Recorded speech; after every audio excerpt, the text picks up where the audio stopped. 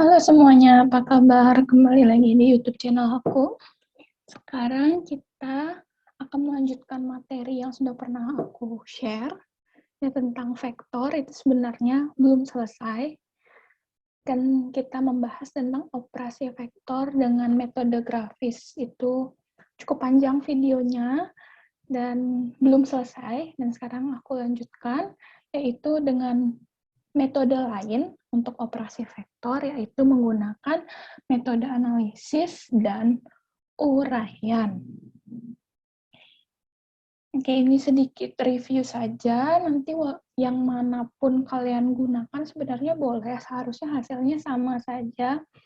Tetapi ada baiknya kalian memahami semuanya karena tergantung keadaan juga. Kalian mau yang mana yang kalian lebih mudah gunakan atau aplikasikan pada kasus tertentu.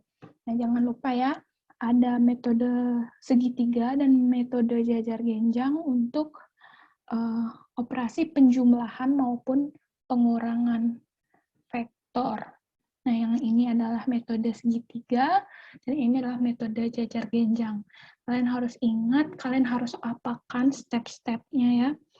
Kalau yang metode segitiga, kalian harus pindahkan vektor yang kedua ke ujung vektor pertama, sedangkan kalau untuk metode jajar genjang, kalian harus membuat kedua pangkalnya berhimpitan. Ya, kemudian kalian bangun jajar genjang berdasarkan bentuk yang sudah ada. Nah, kita lanjut dengan metode analitis. Nah, kalau di sini masih menggunakan dua vektor yang sama ya. Kalian buat vektornya itu sama seperti metode jajar genjang, yaitu pangkalnya berhimpitan sehingga ada sudut yang terbentuk antara dua vektor tersebut. Nah, kita sebut di sini besar sudutnya adalah theta, dan besarnya vektor resultan tersebut adalah seperti tercantum pada layar, R kuadrat sama dengan A kuadrat tambah B kuadrat tambah 2 kali A kali B cos theta. Dengan tadi theta adalah sudut yang dibentuk dari pangkal yang berhimpitan ini antara kedua vektor tersebut. Ini secara besarnya ya, panjangnya dari vektor tersebut. Nah, besarnya segini. Nah, untuk persamaan ini sebenarnya kalian bisa mengingat dari persamaan untuk segitiga sembarang. Pada segitiga sembarang berlaku juga hal yang sama.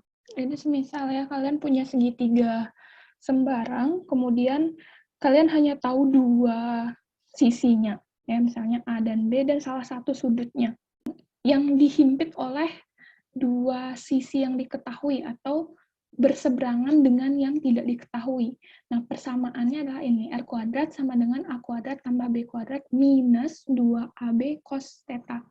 Nah, ini sebenarnya sama, berawal dari ini ya, persamaan yang sama dengan ini. Tapi dalam hal ini besarnya theta di sini, itu kalau digeser vektor B ke sini, supaya membentuk segitiga sembarang, jadi besar sudut yang ini adalah 180 derajat kurang theta. Nah, di mana cos 180 derajat kurang theta sama dengan minus cos theta. Makanya di sini jadi tanda minus. Ini untuk segitiga sembarang ya. Sedangkan ini untuk vektor ya. Ada beda di tanda plus dan minusnya. Ini pengetahuan tambahan saja kalau kalian perlu di matematika ataupun fisika mungkin, atau di astronomi juga kadang kasus-kasus tertentu ya, misal antara bumi, Venus, dan matahari membentuk segitiga sembarang, kemudian kalian hanya tahu sudut elongasinya. Nah, kemudian kalian harus menentukan jarak bumi atau jarak Venus ke matahari saat itu. Ya, ini persamaan segitiga ini juga terpakai. Kita lanjut. Kemudian bagaimana dengan arahnya? Tadi kan kita lihat adalah secara besarnya, panjang dari vektor ini. Bagaimana dengan arahnya? Nah, arahnya di sini kita bisa nyatakan dengan alfa. Ya, alfa di sini adalah sudut dari vektor pertama ke vektor resultannya. Nah, ini arahnya bisa kalian tentukan dengan persamaan ini. Ya, Yang mana persamaan ini juga asalnya dari segitiga sembarang. Di mana dalam segitiga sembarang berlaku seperti ini. Nah, untuk mengingatnya, kalian bisa lihat bahwa A di sini per sinus theta kurang alfa, di mana theta kurang alfa adalah sudut di seberangnya. Ya. Begitu juga dengan ini, B per sinus alfa. Sinus alfa, alfa juga adalah sudut di seberang dari B. Dan R juga adalah sisi di seberang dari 180 derajat kurang theta, di mana sin 180 derajat kurang theta sama dengan sinus theta. Ya.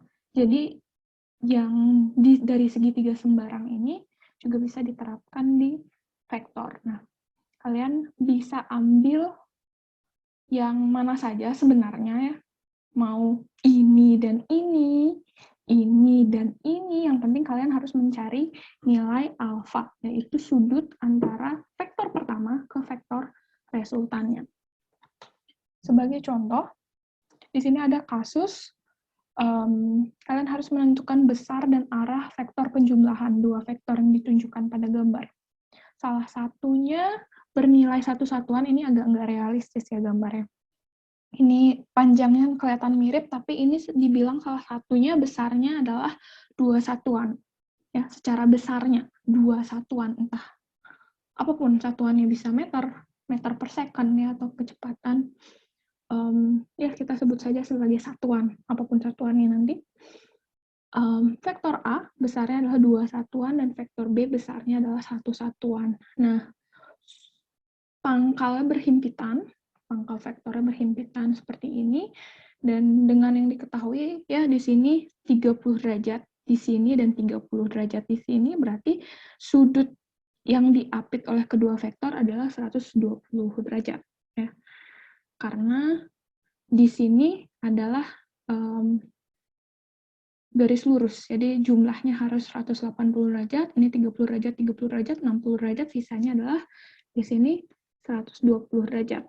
Ya, kalian semoga tidak bingung dengan tadi contohnya diberikannya seperti ini. Sekarang ya cuman diputar saja. Dengan sudah diketahui besar masing-masing vektornya, kemudian sudut yang diapitnya. Nah, secara besarnya tadi sudah diberikan persamaannya. R kuadrat sama dengan A kuadrat tambah B kuadrat tambah 2AB cos theta. Ingat ya, tandanya adalah positif untuk vektor. Nah, di sini berarti kalian tinggal masukkan saja angkanya. A-nya sudah diketahui adalah 2 satuan, sedangkan B-nya adalah 1 satuan.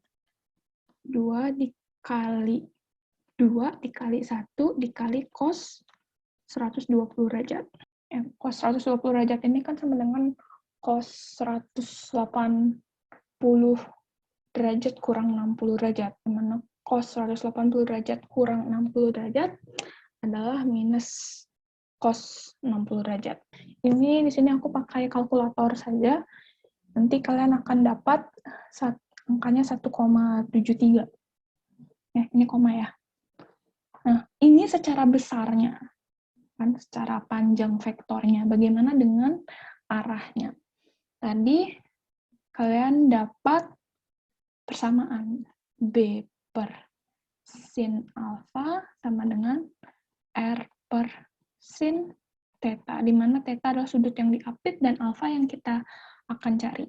Besarnya B adalah 1 satuan, dan R kita sudah dapat 1,73 per sinus theta. Sinus theta, sinus 120 derajat. Kalian ubah-ubah persamaannya, jadinya kalian harus mencari sin alfa adalah sama dengan 1 per 1,73 dikali sin 120 derajat. Nanti diinverskan, kalian akan dapat sudut yang dibentuk adalah sekitar 30 derajat. Sebenarnya kan 30, sekian, aku bulatkan di sini jadi 30 derajat saja. Metode selanjutnya adalah dengan metode uraian. Seperti namanya, di sini kalian harus menguraikan vektornya menjadi komponen-komponen. Nah, di sini aku berikan contoh yang sama lagi.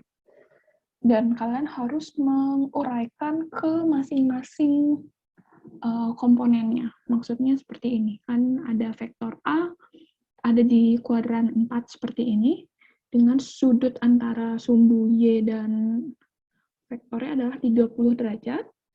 Nah, kalian harus menguraikan ke komponen-komponennya. Di sini adalah komponen di sumbu X-nya adalah di sini, kita bilang AX di sini, dan kemudian komponen di sumbu Y-nya adalah seperti ini.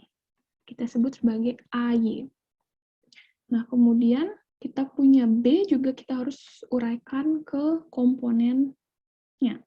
Di sini adalah ya seperti ini, kita sebut BX, dan komponen di sumbu Y-nya adalah kalian buat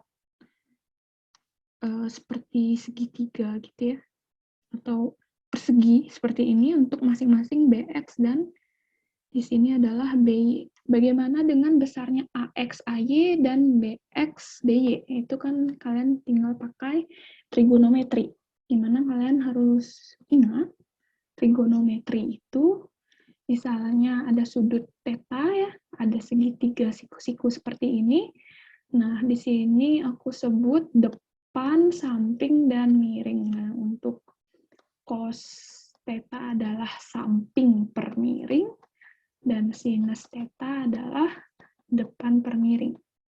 Jadi sering suka disingkat cosami, sin de, mi gitu ya. Jadi dengan pengetahuan kalian tentang trigonometri itu kalian bisa tulis masing-masing AX dan AY-nya. Jadi di sini AX adalah AX-nya aku gambarnya di sini, tapi kan sama saja dengan kalau aku gambar di sini juga ya. Jadi ini depan per miring. Jadi AX adalah A dikali sinus 30 derajat. Dan kalau AY adalah A cos 30 derajat. Tapi di sini perlu kalian lihat juga bahwa ke arah sini adalah positif X, berarti ke arah bawah sini adalah negatif. Jangan lupa perhatikan tandanya. Nah, sama juga seperti B. BX adalah sama juga di sini, kalau menggambar di sini juga sama dengan ketika kalian menggambar ke sini. Yang penting kan besar dan arahnya sama. Ya, konsep vektor seperti itu. Berarti di sini karena depannya, di depannya B dikali sinus 30 derajat, dan BY adalah B cos 30 derajat. Nah, kalau di sini kasus BY kan arahnya sama dengan positif Y di sini, jadi tandanya juga positif.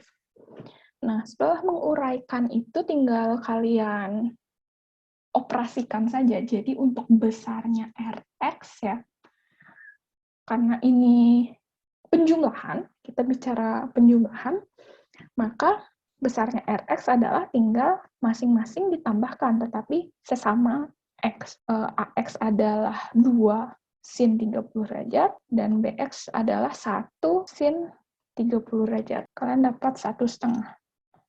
Ya, sin 30 derajat setengah, jadi 2 kalinya 1, ini setengah. Kemudian RY-nya adalah, kalian sama juga, jumlahkan masing-masing komponennya yang di Y. Jadi minus 2 cos 30 derajat ditambah 1 cos 30 derajat. Ini kalian akan dapat minus 0,87.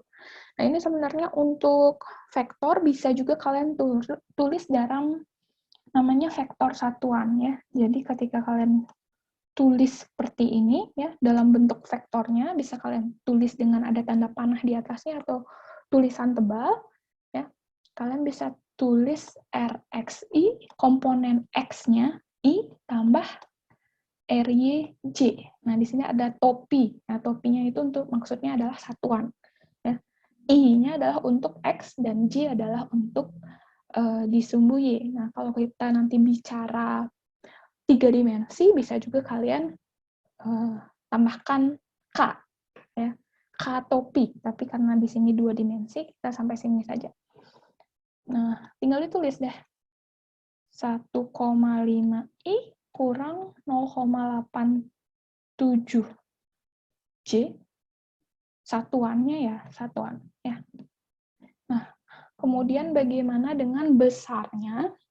Ya, Ini kan baru komponen di X-nya dan komponen di Y-nya. Jadi secara besarnya adalah tinggal pakai Pitagoras saja. Atau sebenarnya asal usulnya sih dari persamaan yang kalian sudah belajar tadi ya. Sedangkan sudut yang dihimpit antara RX dan RY ini adalah 90 derajat. Cos 90 derajat kan 0, jadi suku ini adalah 0. Makanya tersisa hanya RX kuadrat tambah RY kuadrat saja. Nah, kita lanjut. Ini berarti tinggal kalian masukkan saja dari yang kalian sudah dapat. Minus 0,87 kuadrat. Minusnya ikut dikuadratkan ya. Jadi nanti hasilnya positif. Nah, nanti kalian akan dapat 1,73. Sama juga seperti yang sebelumnya. Nah, sekarang bagaimana dengan sudut yang dibentuk ya secara arahnya bagaimana?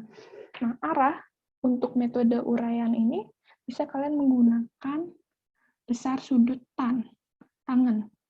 Tangan theta adalah RY per RX.